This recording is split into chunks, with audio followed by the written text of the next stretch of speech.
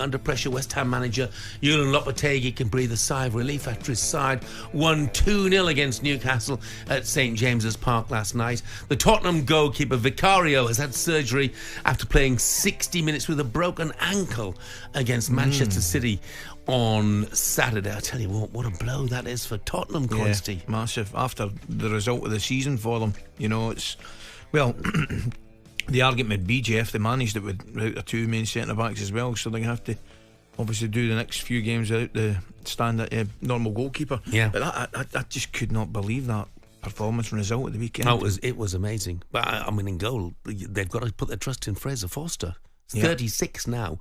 He's 2.5 years at Spurs and made 14 league appearances. It's a big ask, isn't it? It's a big, big ask. He's bound to be a little ring. So he's broken rusty. his ankle. So what is that normally? 8 weeks? You would think, I would think 8, 9. Just think, would they go and get somebody in the window? I don't know. Or will he just be coming back at that period? Yeah. Difficult one. Yeah. Arsenal, of course, take on Sporting Lisbon in Portugal in the Champions League tonight. talkSPORT will have live commentary of that game. It kicks off at 8. Mikel Arteta's been speaking ahead of that match and discussed the possibility of putting together a good run of results. I think it's 32 games till the next international break, so that tells you the story. Every 3 days we're going to need everybody at its best, and be very well prepared. I think the team is back of having almost the full squad available. I noticed a huge difference already in training and years in the team. I sensed that already on Saturday against Forest, and it's about the consistency that you are talking about now to build some momentum, some results, some big performances, and go in a big run. 9 points adrift of Liverpool at the top of the table, Coisty, but I get the impression that this is a season where anybody can beat anybody. Of course it is. I don't think there's any doubt about that, Jeff. I think perhaps the only team that showed, and it's a very good level of consistency, would be Liverpool. And I think we're all in agreement they can actually still play better. But like all good teams, they win when they're not firing on all cylinders. The hiccup to Nottingham Forest aside, I think they've been absolutely tremendous, to tell you the truth. But we've seen it so often this season. I think it's going to continue, Jeff.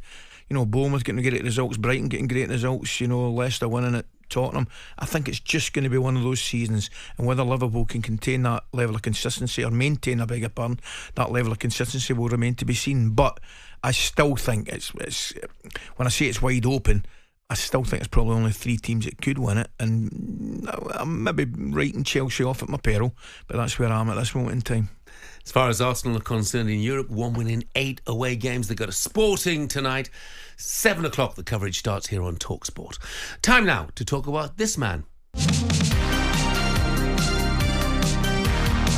And the third is Mo Salah from the penalty spot. Whips his shirt off in celebration. Salah at the double. It is an emphatic finish from 12 yards. Coisty getting some immediate stick. Joe, the Chelsea fan, says, are Chelsea still in the league? Of course they are, Joe. Absolutely. And 18-1, I think Simon said yesterday. Yeah, he did. Which was an interesting one, Joe.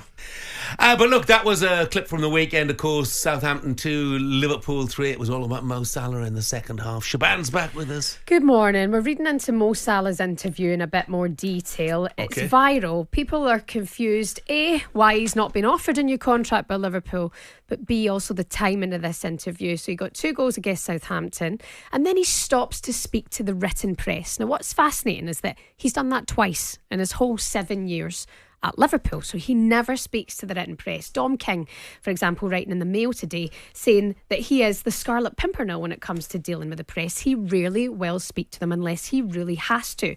And actually, usually when he's coming out of the stadium, they'll say, any chance, Mo, for a quick 2 minutes? Whereas when he left St Mary's, it was, guys, any chance of a quick 2 minutes? So the timing of this is quite interesting, and it's clear that Mo Salah wants this interview and his contract situation to be aired. He said to the written press that he's more out than in. He's disappointed that he's not been offered a new contract.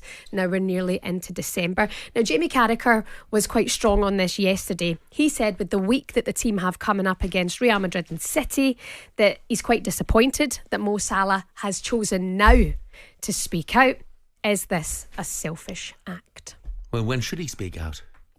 They've got 2 games a week, from now until whenever. So I don't get the the point that he shouldn't speak out now because, they've got a game against Real Madrid, which, by the way, they could afford to lose and still go through in the Champions League, and Manchester City at the weekend. And Salah can see his contract ticking down. No, and he's clearly trying to force their hand, quite clearly trying to force the club's hand. Jeff, the question there, when should he speak out, right?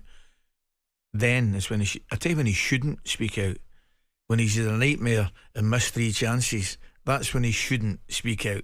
So when he should speak out is when he's had a terrific game, scored a couple of goals, he's got Liverpool fans in the palm of his hand.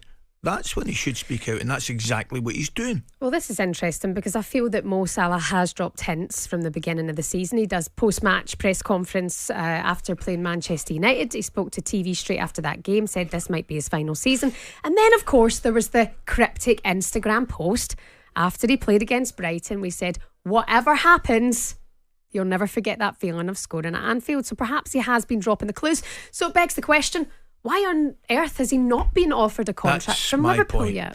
That unless the lack of clarity, for the Liverpool fans, that I've got to say I feel for, because one of the texts we got is spot on. Whether Mo Salah stays or not, Liverpool as a club will continue to thrive and be a great club, right? Because there's great players come and go, and that's what happens with great players at great football clubs. However, from their point of view, I think the vast majority of them would like, if not all of them, would like Mo Salah to stay. So the uncertainty, I don't think, is helping anybody. I'm actually really surprised it's come down to the final 18 months of his contract. I don't know whether there's a reason for it. There might very well be a reason for it, Shebahn, but that has surprised me. And I think Van Dijk and Trent are in the same boat. But the fact that they haven't sat down, unless they've sat down, they must have sat down, and discussions must have taken place where Liverpool, you would think, know what Salah's demands are, and maybe they're still weighing up whether they meet his demands or not. But the fact that he hasn't received an offer, it baffles me. Neither is Virgil van Dijk, neither is Trent Alexander-Arnold, as we're led to believe, so he's not the only one in this situation, Jeff. But Mo Salah, I would suggest, is one of, well, it's not even a suggestion, he's one of the all-time great Liverpool players. Yeah. So other club treating him with disrespect by not making him an offer by this stage, or not making it clear what they're going to do. Another potential option might be, or reason, I beg your pardon, might be, I wonder if the board and the manager has come in and said, look, I want to look at them for a few months before I decide whether I want to offer them anything, whether I think they're going to be part of the future that I'm going to lead Liverpool into. Maybe he wants to look at them before he makes his decision. I don't know. It's just strange. Well, we understand at talkSPORT that contracts and contact between Salah's agent is ongoing, and that's been positive between Salah, the agent, and the club. But what is more likely, that Salah can maintain this level that he's at till 2027, or Liverpool look to the next chapter? That is a decision they've got to make. It's a gamble. The other question is, how much would it cost to replace him? Well, he's what? And who would you replace him with?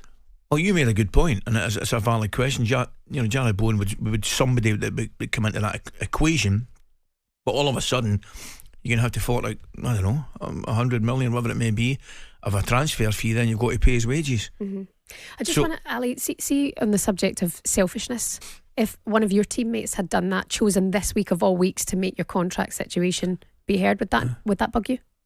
No, not the slightest. I genuinely wouldn't.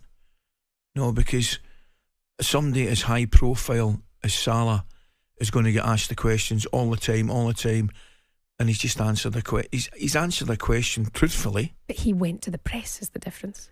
Oh, Salah went to them. Did he really? I didn't know that. I mean, excuse me, I thought a post-match a microphone gets stuck in your face. But he's frustrated. He wants to know where he stands, whether he will be with Liverpool in the future or whether he will be looking elsewhere. Yeah. So he's clearly he's gone to the media, which you're absolutely right, doesn't normally do, and he's tried to force the club's hand by making his position public. And I completely see why he's done He hasn't this. done anything wrong. Where else could he go, do you think?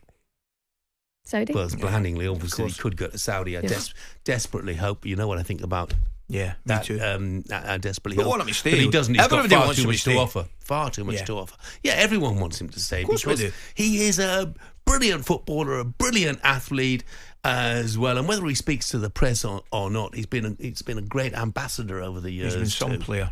Yeah. He Incredible. never puts a foot out of line, does he? Do you know Not he's really. had 9 yellow cards in his whole time at Liverpool, and 5 of them for celebrating taking his top off. Is that right? So let's hope he scores goals, eh? Thanks, Shebahn. Thanks. talkSPORT Breakfast, waking you up Monday to Friday morning from 6 a.m. on AM, on DAB, via the talkSPORT app and on your smart speaker. talkSPORT.